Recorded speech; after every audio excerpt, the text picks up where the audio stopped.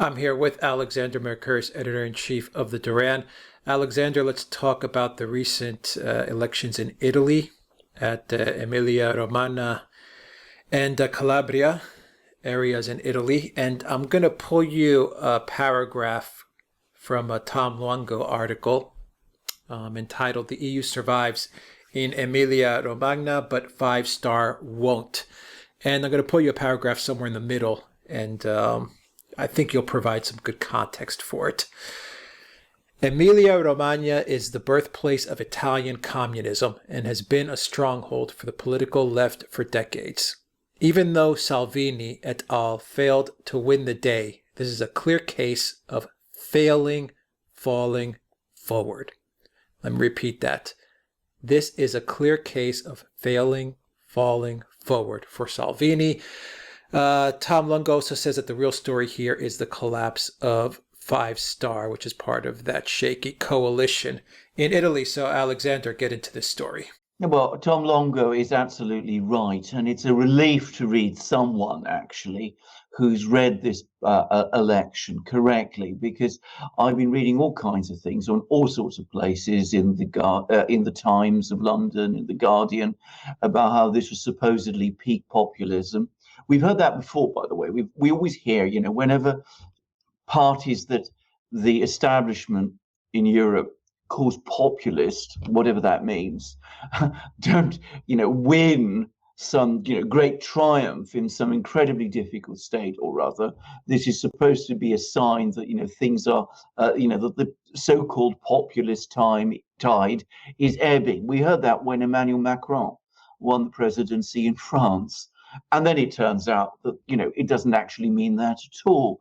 Now, first of all, let's just unpack these results and understand these results properly. There were two elections in two completely different Italian regions. One is in Emilia-Romagna, as you rightly said, the central region of Italy, the area which in the 1940s, at the late 1940s during the Second World War, was the heartland of the Italian Communist Party's partisan struggle against the fascist government of Mussolini and of the Nazi occupiers, and which after the Second World War became the Red Belt, which was the stronghold of the Italian Communist Party of Palmiro Togliatti and Enrico Berlinguer, which is one of the great dominant parties of post-war Italian politics for decades. This is a very strong left-wing heartland region in the middle of Italy. And then in the south, you have a completely different region, which is Calabria, which is much more, historically conservative, Catholic, religious, all those sort of things, and which historically had tended to vote for the other great party of the post-war Italian period, the Christian Democrats. Now, what these regional elections show is that world has completely disintegrated. Calabria is now a place where Salvini and his party, which remember is still called the Lega Nord, the Northern League, they're winning in Calabria, in the far south of Italy, in this very conservative Catholic part of Italy. They're winning there. And in Emilia-Romagna, well, they didn't win, but they came within 7 points of the Democratic Party, which is the lineal descendant of the old Communist Party of Italy. So, first of all, what these two elections show, is that Salvini is still gaining ground. And what they also show is that the Five Star movement, which was Salvini's former coalition partner, this supposedly left-wing, somehow anarchical anti-system party, as it represented itself, anti-EU, anti-Euro, wanting to, set up a kind of alternative left to the mainstream, a Syriza type party, dare I say it, in Italy. It has now been completely taken over by the establishment. It broke with Salvini. It's gone into alliance with the Democrats, the Italian Democrats, which, to be very clear today, are the establishment party in Italy. And the result is it is collapsing. Its vote, both in Emilia-Romagna and in Calabria, was in single figures. So it is collapsing very, very fast. It is becoming history. The Democratic Party is clinging on to a few of its old strongholds, like Emilia-Romagna. But look at the vote there. 51% for the Democratic Party in Emilia-Romagna, 44% for Salvini's party. I mean, that is an incredibly high percentage in a place like this. So, yes, the Salvini movement is still not winning everywhere in Italy. What movement ever does? But it is continuing to advance, and the establishment parties are losing. I think, this is my own personal view, I think that people who say that this election has somehow stabilized the coalition in Rome are completely wrong. It has severely weakened it. The five-star movement, which is an absolute prop to this coalition, is collapsing. It's not a disciplined party. It's going to experience more and more defections. And I expect the coalition in Italy to disintegrate within a few months. Yeah, I mean, if Salvini had won, if his party had won, then I think it would have been the definite collapse of the coalition. So they bought a little bit of time. Just a little bit of time, but there's no doubt that Salvini, as Tom said, is failing. But he's failing. He failed in this case, but he failed forward. They gained a lot of ground. Absolutely. I mean, he is clearly the person that's coming. I mean, I don't really see any other way to read these results. I think this attempt to try to argue that Salvini miscalculated back last year when he ended the coalition with the five-star movement, and that he somehow suffered a setback now, is to completely misread Italian politics. These supposed defeats are simply paving the way for his absolute overwhelming victory. It reminds me so much, I got to say this now, it reminds me so much about what people used to say about Boris Johnson in Britain back in August and September. If you remember, he was suffering all these parliamentary setbacks and all kinds of problems then. And all that did was to make absolutely certain that when there was the election, he won decisively. And that's exactly what all this is doing with Salvini now. Yeah, and when Salvini wins, Alexander, he is going to be the transformative figure. Well, he's going to be in Europe. He is going to be the game changer. Well, for how we see the Europe and the European Union. That's my thoughts. Well, that depends. I think he's the real deal. Well, that depends very much on him. I mean, we'll see how he shapes up. But at the moment, I have to say, in Italy, in Italian terms, he's looking increasingly like the unstoppable force. And all these attempts to slow him down are simply going to make sure that when he wins, he's going to win big. He's going to be the absolute, person who has absolute, power. I don't mean absolute power, but I mean, he's going to be the dominant force in Italy, and there'll be no one to stop him. He's going to have a majority, I predict, a big majority in the chamber, that's the lower house, and he's probably going to have a majority in the Senate.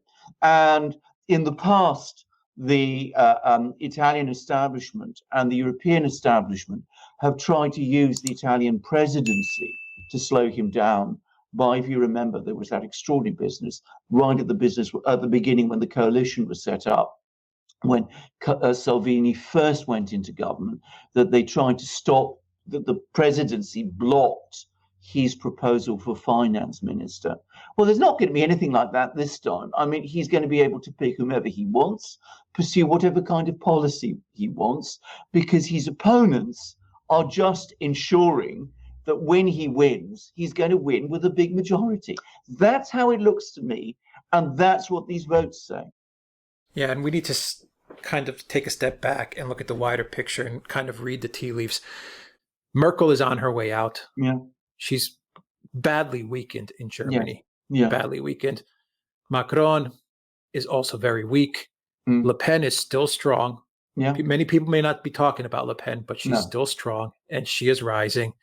But even more so, when Salvini does win and when he is in charge of Italy, you're going to have Italy, Hungary, Austria, Poland. All of these countries are going to serve as a very strong nation-state bloc. And they're going to be going up against a very weak neoliberal globalist bloc led by a weakened Merkel and a very weak, idiotic, bumbling Macron.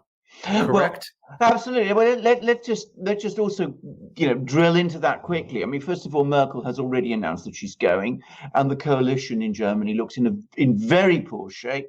And of course, the SPD, Merkel's coalition partner, has recently had internal elections, and it's been taken over. Those internal elections were won by the SPD's left, which wants to end the coalition with Merkel. Now, as is always the case in Germany, people vote for one thing. It proves very difficult to make it happen, but I predict it will eventually happen, and we will very soon see that coalition that Merkel has led come to an end. And when that happens, I suspect Merkel herself will be gone.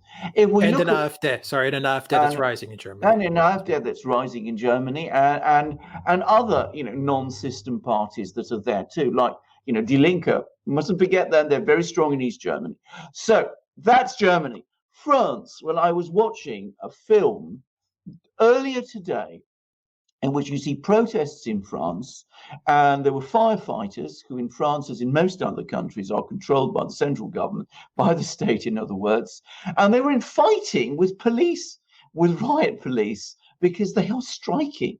So you have various elements of the state now in conflict with each other, demonstrating how unpopular Macron's position has become in France. The only thing that keeps this thing going in France is that he has the residual power of the presidency, which in France is so strong. But, he is almost universally, apart from, a small group of people in Paris, he is universally opposed and disliked across the whole of France. Britain is leaving the EU. Now, Britain has always been a pillar of Atlanticist, neoliberal, globalist thinking within the EU. One of the reasons why Charles de Gaulle did not want Britain within the EU was he said that if Britain joined the EU, they would create a giant Atlantic community, not a Europe of nations and of states, but a Europe which would be absorbed into a greater Atlantic community. You can read de Gaulle's speeches from the 60s. They are there. They were remarkably prescient. The British are leaving partly because they didn't like this kind of, globalist community that they were themselves so instrumental in creating. But the fact that they are leaving the EU will weaken that position within the EU even further. And Italy, we must never forget, is not just one of the founding members of the EU. It is, along with Germany and France, one of the EU's big three. It has a big population, and of course it's got Europe's second biggest industrial base after Germany's. If Italy takes an anti-elite globalist Atlanticist line, under a leader like Salvini, then this is a completely different thing than, if you have someone like Orban in Hungary, a small country, or if we look at the, Law and Justice Party government in Poland. I mean, Hungary and Poland, they may be, Hungary's a small country, Poland's a bigger country, but they are peripheral to this whole EU project. Italy is central to it. And if they face a challenge from Italy, it's very, very difficult to see how they can keep the whole thing on the show for very much longer. I'm going to make one prediction also, and I think that it would be very difficult to imagine a Salvini government in Rome which went along with the sanctions policies against Russia, given the kind of sentiments people have in Italy about this, and given Salvini's own known views about this. I mean, that would probably be a test for Salvini. But, if he vetoes it, which he might do, then he's about the one leader in Italy who could make that veto stick, in Europe, who could make that veto stick. I can't see the Germans and the French simply overriding that veto. Well, big changes coming. Alexander Mercouris, editor-in-chief of the Duran. Thank you very much. Guys, if you like this video, click on the subscribe button down below. Click on the notifications bell. Smash that like. Please donate to us on PayPal, Patreon, and Subscribe Star. Your donation really means a lot to us. And also look for this video on BitChute.com. We post all our videos on BitChute. And check us out on the Duran shop. Pick up some magic mugs and some t-shirts. And I'm sure that one day we may be seeing a Salvini mug. We might very well. Lots of mugs. I mean, we got lots of ideas for mugs, but at the moment we've got a wonderful range. We've got this one with the double-headed eagle of the Duran, looking both to the east and the west and hovering over the world and gazing at everything that happens. It's my oldest Duran mug. It's my first. It's the one I use most. You can see what a perfect condition it's in after 1 year of extremely heavy use.